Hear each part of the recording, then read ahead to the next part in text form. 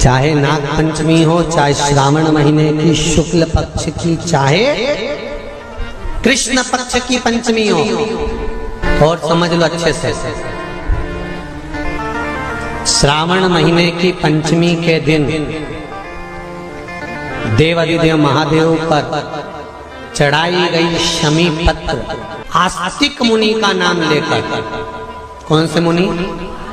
आस्तिक मुनि का नाम लेकर शमी पत्र को वापस उठाकर उसको अपने दरवाजे की चौखट पर कहीं पर भी या द्वार पर कहीं पर भी एक ओर रख देने पर घर के अंदर, बगीचे के अंदर सर्प प्रवेश नहीं करता। ध्यान रखिए, सर्प प्रवेश नहीं करेगा। शमी पत्र समर्पित करने पर, उस शमी पत्र को आस्तिक मुनि का स्मरण करने पर, कौन से मुनि है? आस्तिक मुनि का स्मरण करने पर भीतर घर के अंदर बगीचे में सर्प भी प्रवेश नहीं। उस शमी पत्र में जया, विषहरा, शामली वारी, दौतली और देव, ये पांचों कन्याओं का भाव प्रकट हो जाता है और वो कन्याएं हमारे घर के द्वार की रक्षा करती हैं। तुम्हारे घर की बहन बेटी क्या करती है?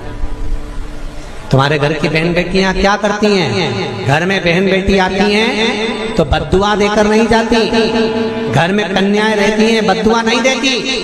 घर की बेटियां जब दरवाजा छोड़कर शादी कर वाले दिन, विदाई के दिन अगर जाती भी हैं तो बेटियां हाथ में धान भरकर फेंक कर जाती हैं कि मेरा मायका खूब फले फूले आगे बढ़े। छापे लगाकर चली जाती हैं कि हमने हमारी जीवन की सारी दौलत, जीवन का सारा सुख अपने मायके में दे दिया है। वो बेटियां तो जया, विषहरा, शामली बारी, दौतली, देव, ये उस घर में निवास करती हैं जिससे ये पंचमी, कौन सी तिथि? पंचमी, चाहे वो शुक्ल पक्ष की हो, चाहे वो कृष्ण पक्ष की। श्रावण महीने की पंचमी के दिन शंकर भगवान पर जिस परिवार के व्यक्ति का कांवड़ जल हमने बताया है आपको, जरूरी नहीं है कि डंडा बांधकर 2 कावड़ के जल के लोटे लेकर जाओ, आप अपने हाथ में भी 2 पात्र लेकर जा सकते हैं।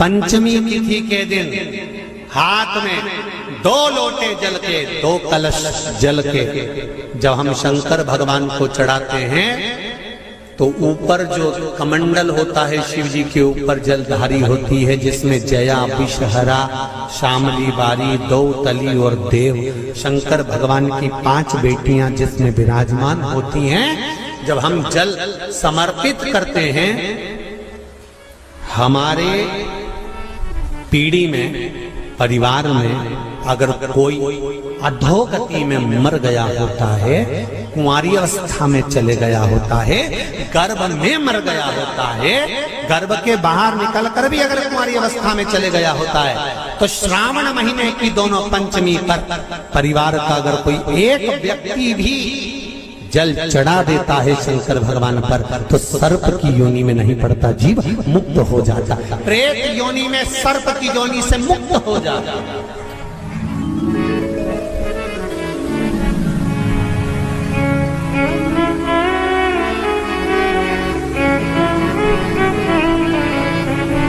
महाराज,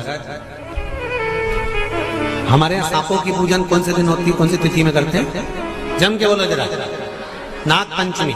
नाग पंचमी का मतलब क्या है? सांपों की पूजन करो। नाग पंचमी का मतलब होता है शंकर जी के मंदिर में जाकर 1 लोटा जल समर्पित कर दो। उसका कारण क्या है कि हमारे परिवार में, हमारे कुटुंब में कोई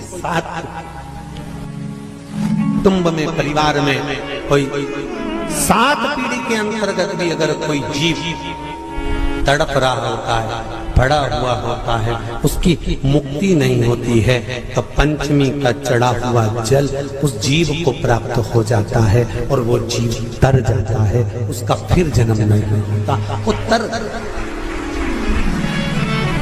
इसको मुक्तता कहता है, इसको मोक्ष कहता है।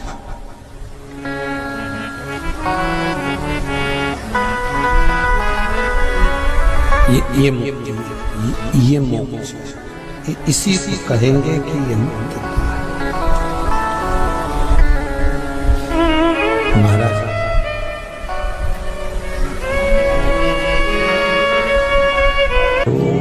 चाहे नाग पंचमी हो, चाहे श्रावण महीने की शुक्ल पक्ष की, चाहे कृष्ण पक्ष की पंचमी हो, और समझ लो अच्छे से, श्रावण महीने की पंचमी के दिन देवाधिदेव महादेव पर चढ़ाई गई शमी पत्र आस्तिक मुनि का नाम लेकर, कौन से मुनि?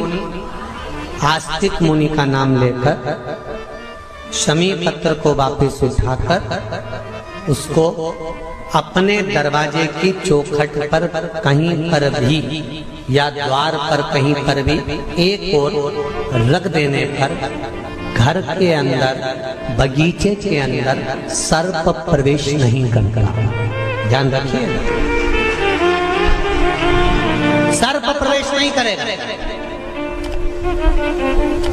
शमी पत्र समर्पित करने पर, उस शमी पत्र को आस्तिक मुनि का स्मरण करने, कौन से मुनि है?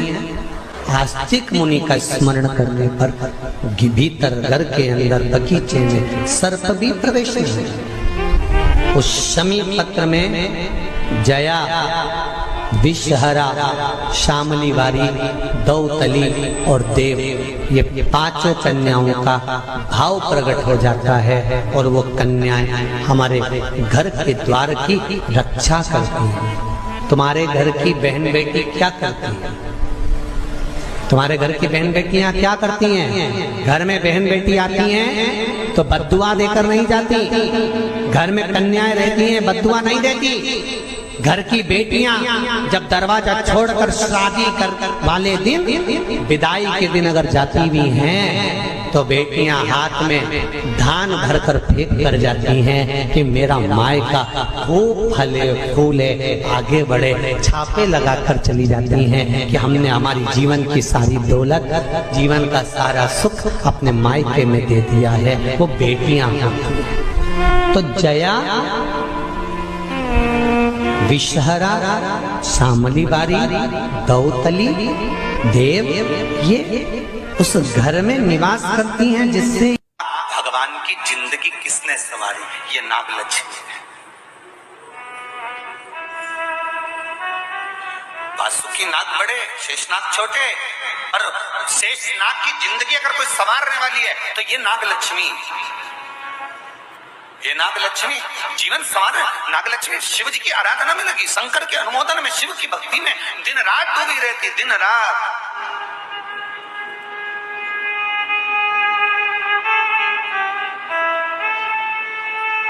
कितना सुंदर संवाद है। पान की बेल में, पान जानते हो? तांबुल, जो खाने वाला पान होता है, पान की बेल में चारों तरफ से बेल लगाकर नागलक्ष्मी उसमें बैठ कर शिव की आराधना करती थी। इसलिए आज भी शास्त्र के हिसाब से देखा जाए तो सबसे ज्यादा सांप, सबसे ज्यादा सर्प, सबसे ज्यादा नाग नागिन, सबसे ज्यादा सर्प अगर कहीं रहते हैं तो जहां पान की खेती होती है, जहां पर तांबुल उत्पन्न होता है, जहां पान की बेल होती है, सबसे ज्यादा सांप वहीं पर पाए जाते हैं। सबसे ज्यादा सांप वहीं पाए जाते हैं। और जो पान उतारने वाले रहते हैं, पान तोड़ने वाले रहते हैं, पान बेचने वाले रहते हैं, जिनको हमारे यहाँ सहज भाषा में चौरसिया कहते हैं, इनका एक विधान रहता है कि सांप पान के उस बेल में चारों तरफ रमे रहते हैं। पान की बेल में सांप के बच्चे चारों तरफ भ्रमण करते रहते हैं, और चौरसिया पान उतारने वाला, बेल में से पान तोड़ने वाला सांप के बच्चों को उठाकर, सांप को उठाकर उधर रख देता है और पत्ते तोड़ लेता है, पत्ते तोड़ लेता। उसको सर्प नहीं डसते। क्यों? क्योंकि यहाँ पर वर है इन चौरसियाओं को। कई चौरसिया लोग सोचे होंगे कि हम नाग की पूजन करते हैं, हम सर्प की पूजन करते हैं, नाग पंचमी पे हम सर्प का स्मरण करते हैं, हमारे कुल देवता के रूप में हम सर्प पूजते हैं। पर कभी चौरसिया ने विचार करा कि आखिर तुम्हें कौन सा वर प्राप्त हुआ कि तुम्हें सर्प नहीं डसेगा? तुम्हें कौन सा वर प्राप्त हुआ कि सांप तुम्हें नहीं काटेगा? पान उतारते समय, पान तोड़ते समय, पान को ले जाते समय सर्प तुम्हें डस नहीं करेगा।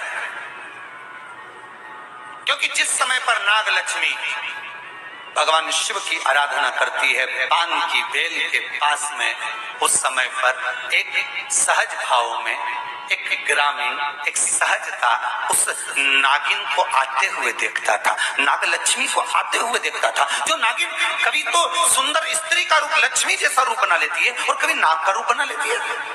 बड़ा विचित्र उसको लगता था। और वो एकांत में बैठा, इसने आकर देखा कि नाग लक्ष्मी सेवा में लीन रहती, किसी जीव को वहां आने नहीं देता। शास्त्र तो यहां तक कहता है कि जब नाग लक्ष्मी पूजन करती थी तो कहा, पूछा गया ये कोई जीव इसके पास में ना आए तो इसको बचाता था वो। एक दिन नाग लक्ष्मी जब बड़ी हो गई, देख लिया उसने इस ग्रामीण को, इस मानव को जब देखा जो चारों तरफ से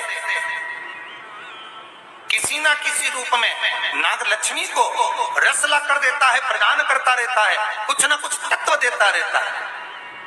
कितना सुंदर संवाद है महाराज। नाग लक्ष्मी जब पूजन करने शंकर जी की बैठती थी तो ये जो हमारे हिंदू धर्म में एक ऐसा भाव कहते हैं, शंकर जी के अभिषेक में गन्ने का रस, अनार का रस, मौसम्बी का रस, ये जो अभिषेक कराते हैं ना ब्राह्मण जन, तो ये कहते हैं ये रस चढ़ाइए, इस रस से भगवान का अभिषेक करना है, गन्ने का रस से, इस रस से शिव का अभिषेक करना।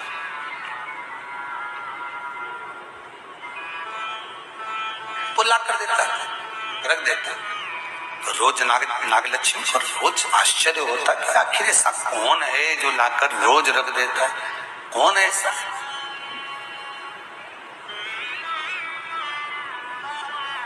कौन आसी? आज नागलक्ष्मी ने उस जीव को देख लिया, उस मनुष्य को देख लिया, तो चारों ओर से मेरी रक्षा करता, रस को लाकर शिव के लिए देता है। मैं तुझे वर देती हूं, तेरे वंश के अंदर कभी सर्प का डस नहीं होगा। तूने मेरी सेवा करी, शिव तुझे फल प्रदान करेंगे। वो चारों ओर से रक्षा कर कर रस ला कर देता था, इसलिए उसका नाम का संबोधन में भी चौरसिया जोड़ा गया। चौरसिया, चारों ओर से चौकसी कर कर जो रस ला कर प्रदान कर दे, उसके नाम में भी संबोधन है। Please like, share and subscribe channel.